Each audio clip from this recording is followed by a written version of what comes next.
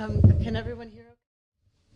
Okay, well, first, thank you all for coming out tonight. I know that there actually is a debate going on at 9, and if you want to get home in time for that, you probably will be able to, but I think the debate here is hopefully going to be as enriching, and we're truly honored to have with us two individuals who obviously were critical to the film, the director, Alberto Ferreras. You have both of their bios in the brochures that were handed to you at the outset, and Gabe Gonzalez, comedian and writer. I also want to just acknowledge, even though she's not here right now, Trina Barduzco, the producer, who was instrumental in making tonight's event possible and bringing our wonderful guests to the table. So we want this to be interactive, and I'm sure everyone here has something to add. I thought it could be interesting to just think a little bit about the evolution of media, because the current election has been so much about media, and I would venture the misuse of media, what we're actually focusing on, what we're talking about.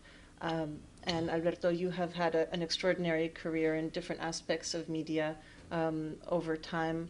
And you shared with me earlier today that you also come from Venezuela, a country that has seen a confluence of politics and media in a very specific way. I was wondering if you could share some thoughts about the evolution of the Latin voter representation in media in the time that you've been in this industry. Well, today on Facebook, I shared this, I can't remember who it is. This guy, he's kind of like Rachel Maddow, but he's a guy. Anderson Cooper? It's not Anderson Cooper. He's a guy. He's one of the MSNBC guys. I can't remember his name now. And it was a really good video of him talking kind of like to the Trump voter and saying, like, I know that you're not living the dream that you thought. You don't have the life you think you deserve. I feel the same way, blah, blah, blah. But it was all, he made me think about the series and the show and why we started doing Habla and why I think the show is important. And we started doing Habla because there were no representations of US Latinos in the media. 13 years ago when we started doing it, there was nobody was speaking Spanglish in the media. This is before, I guess, what's it called, Mundos and all these kind of like efforts they came after, maybe a couple years later. Pero could you believe that? Like, as if Latinos had arrived like, 2 days ago. It's like, now, gigantic population completely neglected by the media. So, connecting that with the video of the Trump voter, I feel like the media has done a terrible disservice to non-Latinos by keeping us away from the lens. And that's why it's so shocking for these people who, in big cities, I think it's a different story because we all learn that we're here together. Maybe you got here 2 days ago, maybe you got here, 200 years ago, it doesn't matter. In other parts of America, people never saw Latinos as an integral part of society, and all of a sudden we have an important role in the elections. So Habla has always been the objective of the show is to present maybe I don't know, I want to say an objective, but I just wanted to present Latinos in a way that we could recognize ourselves on the screen, and also for non-Latinos to present an image of us that they wouldn't get by watching shows like, I'm not going to say names, but I'm going to say names, Narcos, So I was watching, it's okay, Narcos is a great show, by the way, which I haven't watched, so I don't know what I'm saying, it's good. But when I was watching have you ever seen when you see like shows like, these like prison shows like Oz or whatever, a character like Jose, who I just want to take him home. I'm like, I hope you didn't kill anybody because I want to take you home with me. He's like, you're just the most adorable. I wanted to humanize us to the rest of the population. I wanted to give us a picture on the screen that made us feel good about who we are. So that's what the show has been about. Thank you. And Gabe, you, as you mentioned in the film, you were about 10 in the year 2000. So you grew up and you describe your own sense of civic engagement as a child, encouraging your mom to vote despite the issues. Was there something that awakened that in you? Do you have any recollection of your own process, and how has it been with your outreach? Do you find that people of your generation are sharing your sense of civic engagement, or are you getting pushback? Yeah, so I guess going back to that moment, I think growing up in Florida, every person feels the weight of being a swing state, right? There's this knowledge very early on that like Florida's vote is very important. And I don't think it was just that. I think it was growing up in a Latino household and feeling like an outsider in that way. You know what I mean? I lived in Central Florida, and there are many Latino communities there, immigrants and people from Puerto Rico, Cuba, Dominican Republic. But I think that was sort of compounded by the fact that I realized very early on I was gay, which is also kind of a difference. And so I felt initially very ostracized from my peers, right? Many of whom were English-speaking white people who lived in Central Florida. And I think from that moment, I sort of realized that I needed to find something to do, right? A way to feel some purpose or sort of feel involved and feel like I had some control over my upbringing. So I poured myself into school. I just poured myself into school. I was terrible at sports. I was really bad at sports. Like every Puerto Rican parent wants their child to play baseball, and I tried for years, and it was atrocious. And I found a home in, I think, performance, but also like reading. I like absorbed books. I never went outside. My parents would take my books away and make me go outside sometimes. And I think from a very early age, to me, like comedy and politics always came hand in hand. I remember watching The Daily Show from a very early age and being like, this is what I want to do. And I grew up with Jorge. I grew up with Jorge Ramos and María Celeste. And like, I watched these people and I was like, these people are great. They're Latinos on, being shown on U.S. television, like Latino networks. They're speaking Spanish, but it's like, those are the people I grew up with, right? Sábado Gigante, like all these programs that sort of merge culture and politics and comedy. And I think even then, even at age 10, I knew sort of what was at stake, right? That for me, for people who are different, no matter how they're different, whether you're Latino, whether you're a queer person, whether you're a person of color, whatever it is, that's the moment where you get to decide what your future will look like, or you have a part in deciding what your future will look like, right?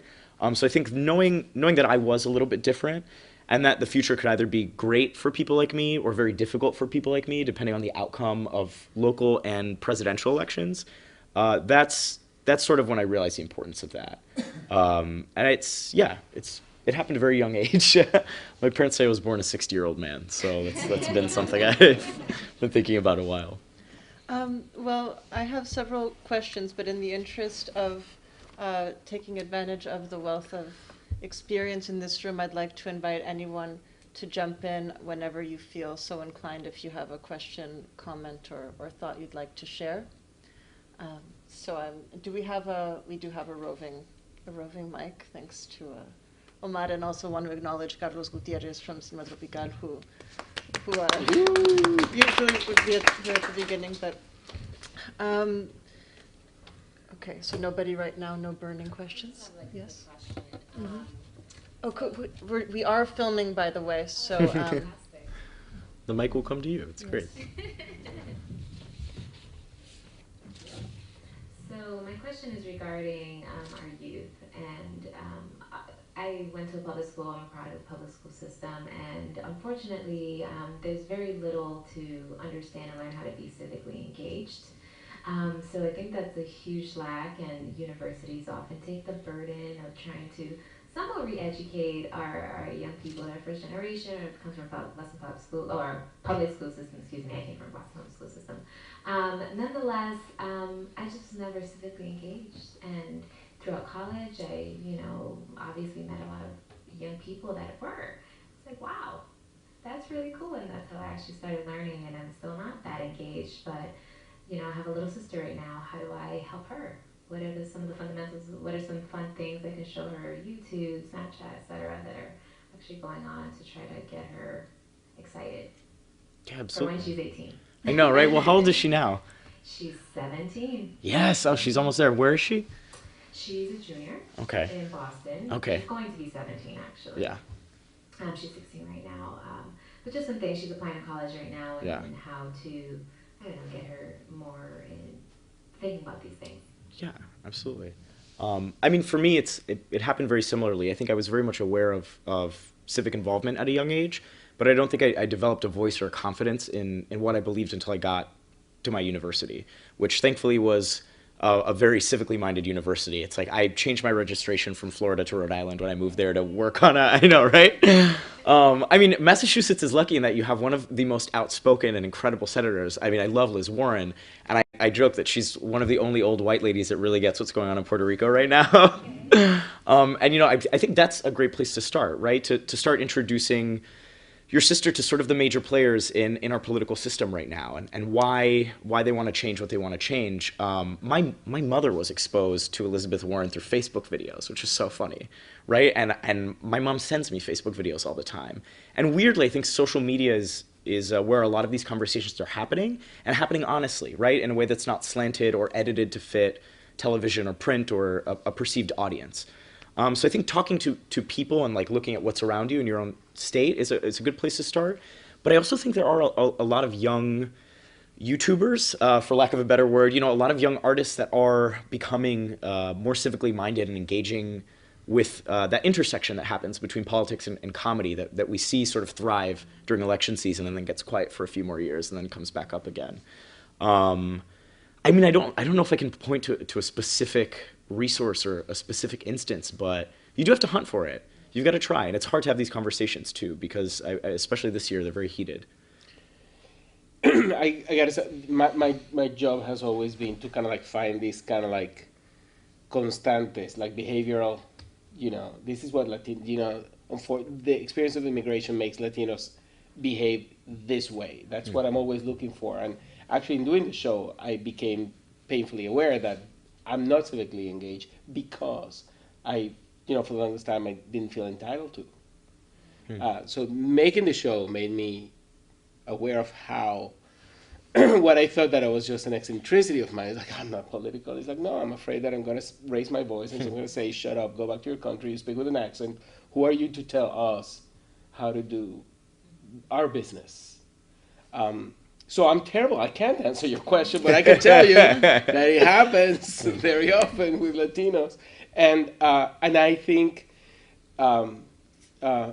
because I grew up in Venezuela, the one thing that it needs to change in the world is this feeling that you are electing one person that for 4 years is going to be your father, and you will have no saying in what your future is going to be. I mean, I think that's, and civic involvement is the only thing that can change that. And I want to think that the fact that Bernie Sanders, you know, we shouldn't talk about politics, should we? Habla y Vota. Habla y Vota. En serio, habla lo que quiera. No, pero, you know, I think the other day I was thinking, if Hillary wins, I certainly hope so. It's great that Bernie will be involved in the administration. I'm hoping that he will represent all these voices that maybe didn't get to choose the candidate, but want to transform the way we are doing things because, you know, like George Lopez says, yeah, I mean, I think there's a lot of problems. I think there are massive problems. I spent a lot of time abroad, and I was with my friends outside. I just had a root canal before I went to Spain, and I paid $1,300. And in Spain, it's 125 euros. So if you have dental problems, go to Spain. You know, that's the problem. Like, no, but we have to. It's almost like we're reaching some kind of boiling point. And when you see people who support Trump being so irrational. Well, I think on the point of civic engagement, there is just something to be said for who has an interest in people not being engaged. And I think that this film really showcases that to a great extent, right? A disinformed, disengaged population in any country leaves open space for people with other agendas. Cristina?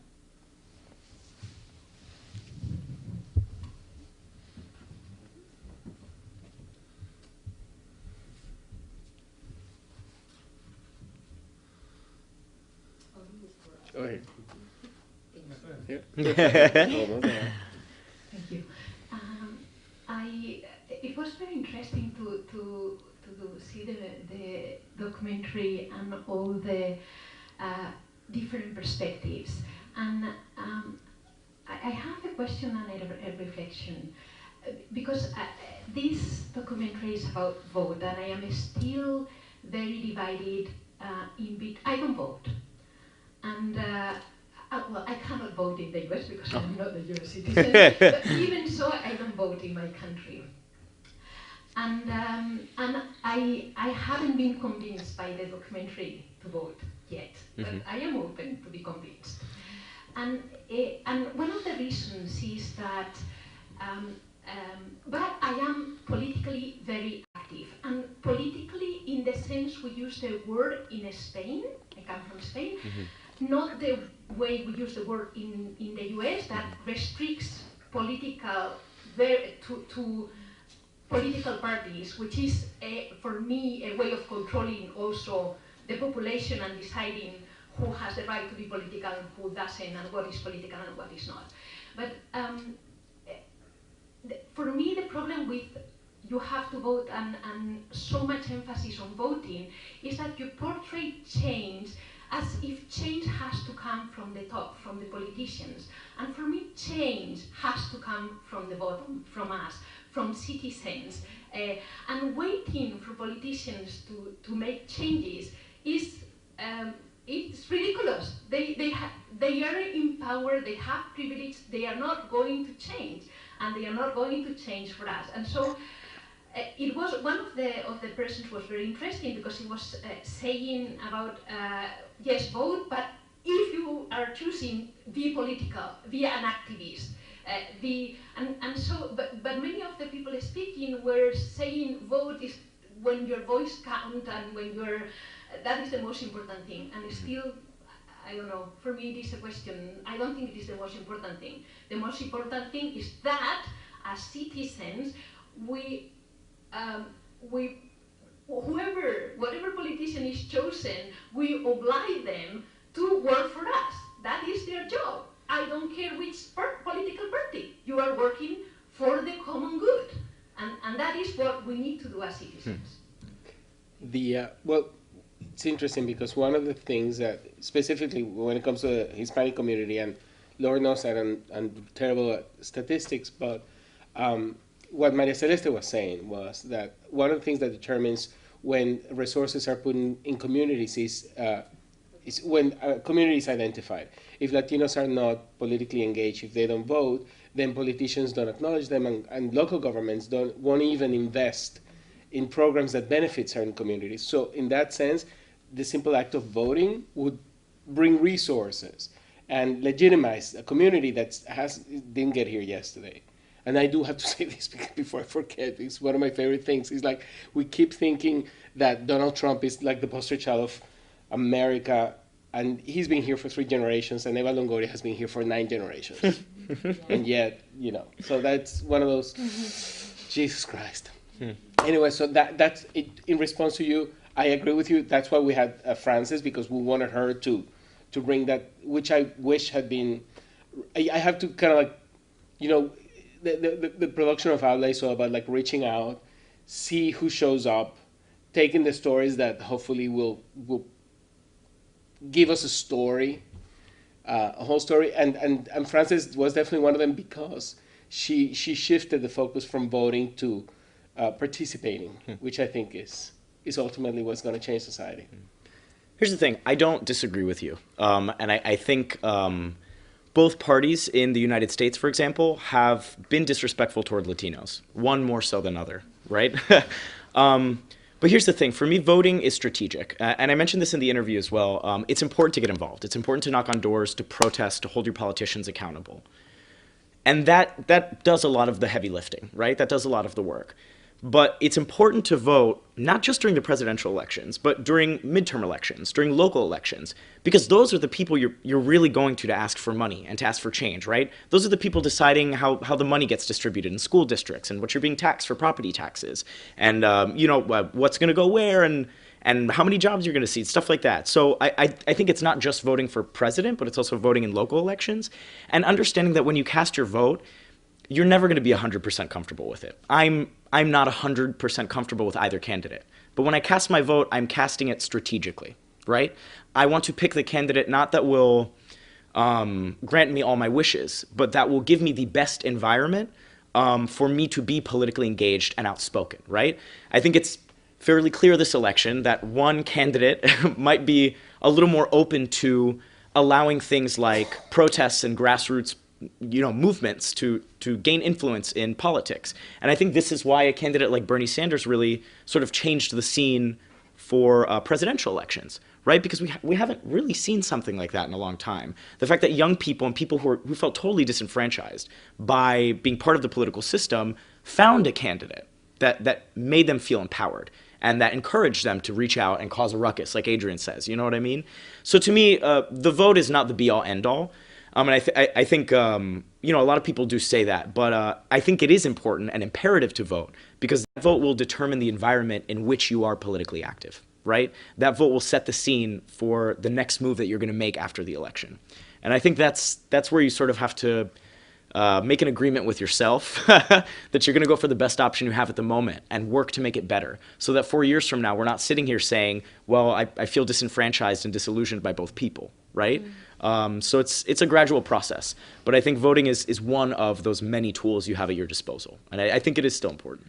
And in the U.S., there's legislation that, not 4 or 5 years ago, they were trying to pass legislation that would allow policemen to stop you in the highway just because you didn't look American, which we knew it was a racist. Yeah. That was Arizona, yeah. Exactly. And that is the kind of thing that local elections can take care of. Mm-hmm.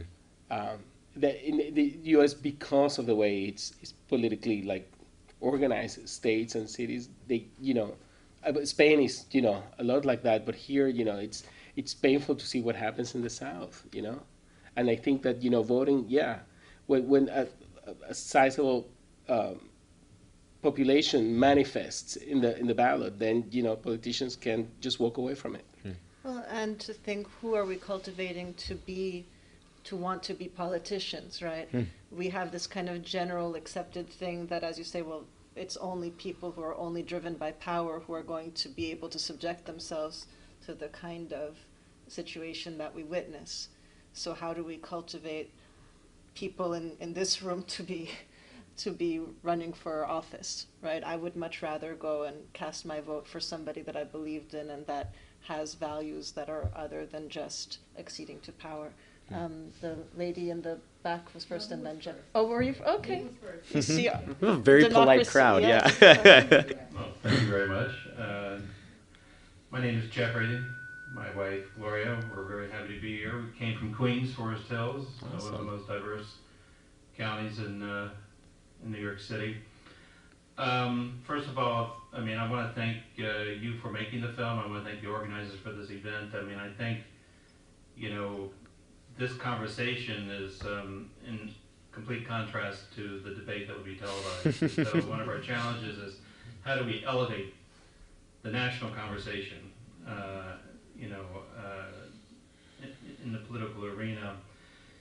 I'm fascinated with this issue of intersectionality. In other words, how do we, one of the great ironies and paradoxes of our present moment, culturally, it seems, is that never before have we democratized media, where everyone has the opportunity to engage in social media and create a persona and engage each other as citizens. And yet, never before, it seems, have we been so polarized, whereby we are captured in our own bubbles, our own self-created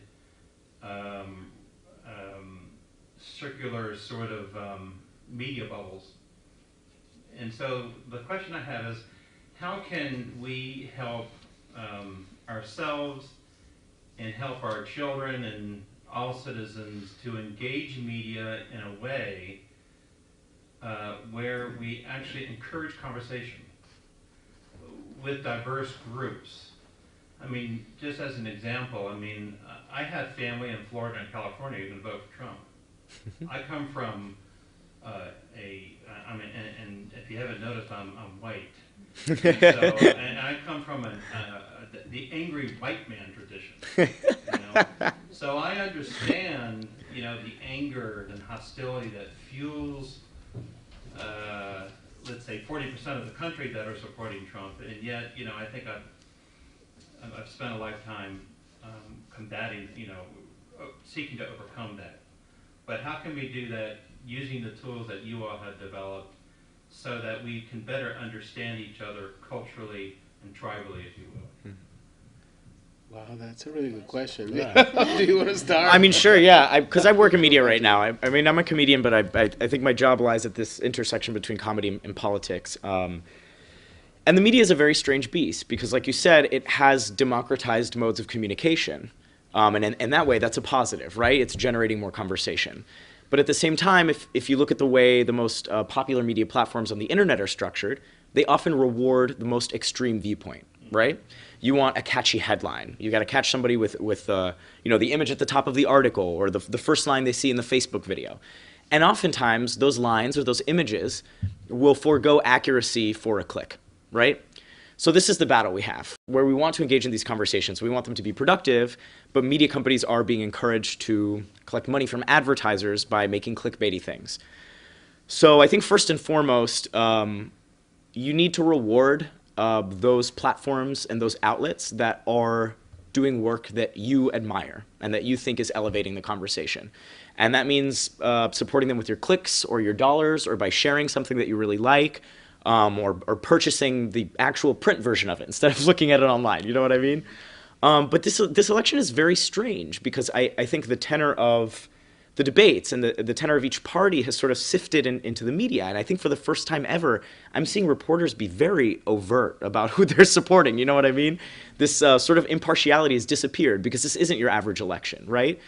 And I think part of the reason that it's become so heated is that, you know, a lot of racism and bigotry that we all know exists, but existed in the shadows has come to the forefront, right? And we've seen a candidate enable and embolden these people and redirect the frustration they have toward the state of our economy, toward a minority group, right? And suddenly it's very easy to feel that rage and feel justified in that rage when there's a villain, right? And this year it happens to be that the villains are immigrants or Latinos, right, who are taking advantage of the system. And I just bawl every time I see Cristela's segment in this video. Because I think the example she gives of her mother, who didn't want to take advantage of the system, rings so true for so many Latinos I know. And I think it's seeking that out, right? Seeking these very human stories that are honest and that don't necessarily have an agenda, but are just trying to share a truth. And oftentimes the truth is occluded by political speak or something that's going to be catchy or, you know, a 5-second phrase that can be reproduced in the paper the next day. So you have to sift through, for lack of a better word, a lot of the crap. And I think that's the nature of the beast right now. But I think the best we can do is encourage productive conversation, respectful conversation, and reward those who are elevating the tenor of the political conversation this election season and throughout. Just a real quick question. Do you have segments of your movie or video available in a form that you can actually share through Facebook? That's an Alberto question, yeah. That's something we've been discussing with HBO. So hopefully we will. We're hoping that we will. And that's something that we could definitely do. The entire show, but this is important, the entire show is up on YouTube. I don't know, you know, I'm the kind of guy who only watches like 5-minute things on YouTube, but actually the entire show is up and free. That's one great thing that HBO did. Well, HBO does many wonderful things. This is an extra wonderful thing, that they didn't keep the show for themselves. They want everyone to be able to pass it on to their friends. And to answer your question, I don't know. I struggle with that one because there's so many people I want to kill. And then I feel like I'm hurting myself by engaging in these conversations. There was a meme going around yesterday that says, you know, discussing with someone who has renounced reason is like giving medicine to the dead. So, and I feel every time, especially in social media with relatives who are voting for Trump. You have those? No, I don't. Okay. You do.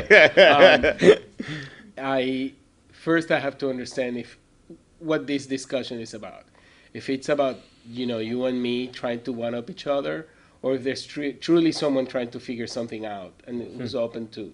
And then, if this person is truly open, it's what you're doing when you humanize the face of the enemy. Then all of a sudden, people start changing their minds. And I think again, there's a tendency, and I fall in that trap. It's like, the white man and the privilege, and it's a speech that I'm really tired of, because I love a lot of white guys.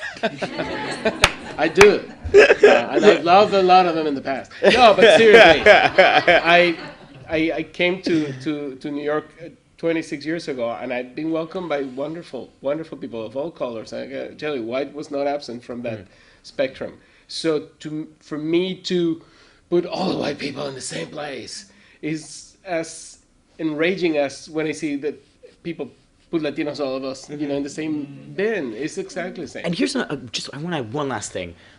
Latino is an ethnic designation, right? There are white Latinos, right? Like, if I go anywhere else in the world, I am clocked as a white man, right? And I experience the same privilege that comes with the color of my skin and being a male, right? So those are things that aren't necessarily so easily divided, right?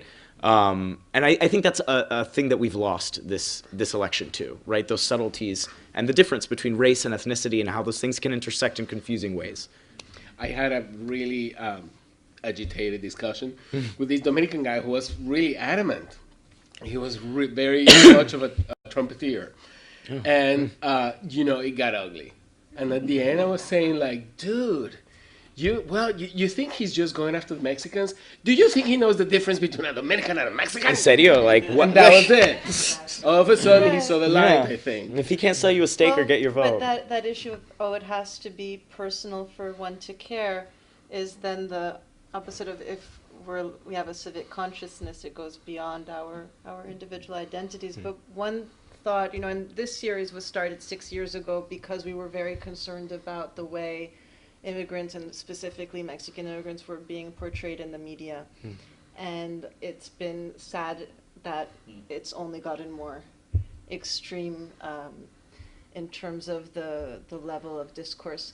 But one thought I've had, because whenever you do these events, you're like, oh, well, we're only going to get people who already share kind of the viewpoint of the series. But then it's, well, not everyone is extreme. Like you mentioned, Gabe, okay, the media wants to highlight extremists. But there are many people who are in between, sort of wanting more information. And I think reaching those that maybe aren't so entrenched in their views might be a better use of our time than trying to go up against the dead, the dead person and give them medicine. Hi, mi nombre es Minerva. I'm Minerva. Hola. And what I was thinking is about that conversation, because we can have it in our family, we can have it in the church, the club, the organization in the neighborhood, and the way I see it, I remember when I first started discussing Bernie Sanders positions, and most people say, who? What are you talking about? And then how the information came out, and so many people that never heard about him in our neighborhoods. Like, in our neighborhoods, people were more involved I'm from the Dominican Republic. In the Dominican Republic politics, and the parties over there, they travel to vote over there, and then they so enthused about. Voting is like a big campaign, like a festival, like everybody gets involved. We have all the music, the dance, and it's the same in Puerto Rico. Dominican and Puerto Rico. So, and then they talk, but then you don't see that same thing passing to the new generation, the children. They think, oh, that's a Dominican thing. And then in the neighborhoods, you see everybody discussing politics all the time. Go to Washington Heights, it's like in every corner they will be, they like experts about politics, and they engage in all this conversation. So it's about being informed voters, and that's what we are not. Because like now, my thing is, how come people don't know about a third party? How come people don't know about, that platform, Jill Stein? How come it's not being discussed? And how come the media completely blocked her platform? And most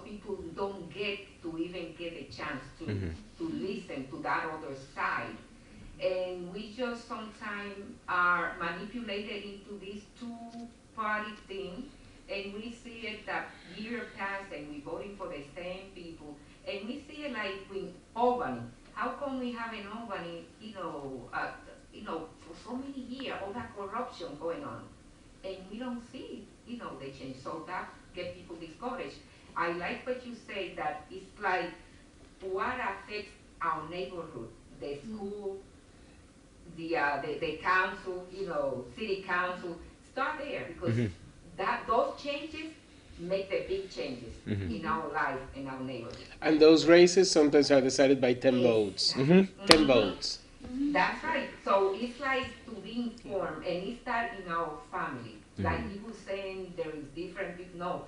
And then when you discuss, you bring proof, you bring things. No, you see, this is how they voted, and this is what they supported.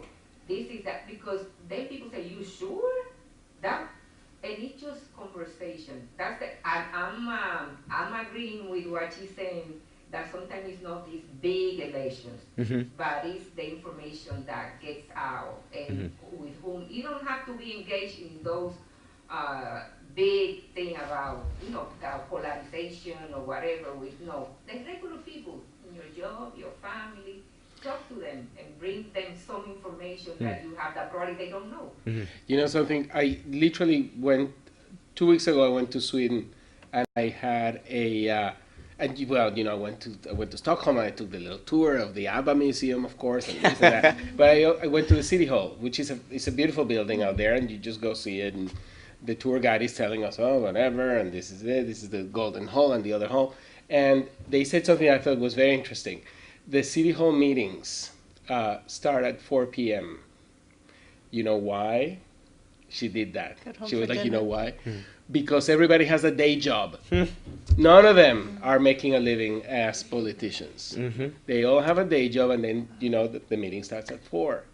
I think the more you know about how other countries handle their politics, it's something that will definitely can have a very positive impact. So the more we know about other cultures, I think that's one of the beautiful things about immigration, is that it brings information from other cultures, and then you learn how they cook things in other places, and you learn also how they do government in other places, and it would not be a bad thing for us to do that. I was just in Puerto Rico, actually, and I was talking to my mom, and while we were shooting this, we had dinner with Francis, and Francis told me something I never knew before, which is that voter turnout in Puerto Rico is in like the 70 and 80%, right?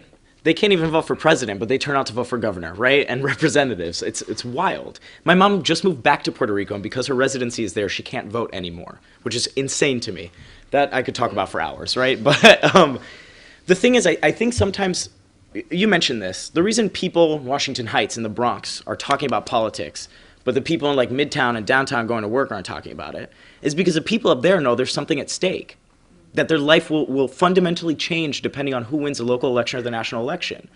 And when you live in a comfortable apartment and you have enough money to pay for that, and very little will change depending on who's in office, then it's like there's less at stake, right? So I think it's interesting to look at places like the Dominican Republic and Puerto Rico and seeing people get involved, because it's only when stuff gets very dire that people kind of wake up and start listening. And I wish they knew that it's that dire every election. I don't think we need a bigot running for office to wake us up, right? We should be doing that on our own. And, I think that the third-party issue will also be fixed like that. It's very difficult for third-party candidates to make any headway in the system we have, right? To even get invited to a debate, they have to reach a certain percentage in different primaries. And that's almost impossible because the media won't cover them, right? So I think when people show up, and start supporting the cause they're passionate about and find a candidate, even if it's outside of both parties, that's where we'll start seeing change. Hi, my name is Chelsea. I'm 18. I'm a college freshman, and this is going to be my first time voting. Awesome. I'm first generation. Both my parents came from Honduras, and my dad just recently became a U.S. citizen. So obviously voting is something that I grew up, realizing the importance of it, because my father was never able to do that. And I relate to you, Gabe, in the sense that I grew up watching The Daily Show, Saturday Night Live, but also Telemundo and Univision. So I grew up with both sides, and sometimes I find that people will try to discredit either side as if I can only be one thing. The other thing is I'm 100% Hondureña, and I'm also American. Let's see. I also love white men. There's a lot of love for the white man. He's 21. He's never registered to vote, and I don't think he plans on registering to vote Oh, now, wow. which is obviously something that like I find discomforting. Mm-hmm. But then I also have friends who are Latinas as well, and they have their own reasons for not voting. And I find myself in a position where I'm developing my own identity, my own voice, and I am interested in voting. So I just wanted to know what advice you would give to me and to, my generation. Yeah, I mean, I think step one is when you enter that voting booth, don't let it be the last time if you do. And go in prepared to vote for more than just president, right? Because you're voting on local propositions, you're voting on city council representatives, and those people will affect how you live the next 4 years in this city, right? And whether or not NYU can expand, or whether or not like something around the corner is going to be a neighborhood or a hotel or an old folks home or something like that. So I think thing number one is to know that this election and every other goes beyond the president. And I can understand why voting for president isn't sexy or exciting. I get that. It's a terrible system we have in place. But it's the one we're given. It's the one we can work with. I'm going to go back to what I said earlier. It's like no vote cast will ever make you 100% comfortable. But you have to cast that vote strategically, knowing that you need to set the environment to make that change and pick the candidate that will most let you push for the change you want, right? I think it's a matter of getting involved in other ways, right? I think you should find local politicians or local organizations that are passionate about things. I started getting really involved in politics, helping this guy's campaign. I went to school in Providence, Rhode Island. I went to Brown. I changed my registration from Florida to Rhode Island, which was a mistake at the time, because Florida matters way more. Rhode Island has like 2 electoral votes. But I was working on this guy, David Siegel's campaign. He didn't have a chance in hell. He was like, but he was a great candidate. But the guy running against him, this was a primary, by the way, to get the Democratic nomination in Rhode Island for that election, that local election. The guy running against him was establishment, had a lot of money, a lot of businesses supporting him, but like I felt really excited by David Siegel. And I felt excited by David Siegel because my friend Sam was excited about David Siegel. And he told me about David, and he worked for the campaign, right? So I spoke to somebody else who was directly connected to that. And I felt like I could trust this person, my friend, because they had the information and they were being honest with me, right? No agenda. So I think the first thing is finding the thing closest to you, the candidate or the cause, or the proposition or the law that you're going to vote for, and start there. Find people that think just as passionately about the issues as you do. And when you create a community, and a community that reminds you of your civic responsibilities, it's a lot more difficult to stay out of the voting booth. You know what I mean? Because it's not just you, and like you know that you're doing it for yourself and your parents, right? Like this election has made that clear. But I think when you have friends that also care, and will support you and push you to be civically engaged, that's going to make the difference and keep you coming back, right? Not just for the presidential elections, but for the local ones, and to go out and campaign for people and causes you care about. I'm terrible because I'm not. Something interesting. I have to confess. We've been doing Habla for 13 years. We've never done it about politics. I mean, politics is the first time. We did it because we thought we had to, because it was kind of like our civic duty, because HBO wanted to do it about the Latino vote. But for me, it was like, I'm the kind of guy who only voted, in general elections, twice for Obama. It was like, really? Ever since we worked in the show, there were these elections, what was it, like a month and a half? But it was just for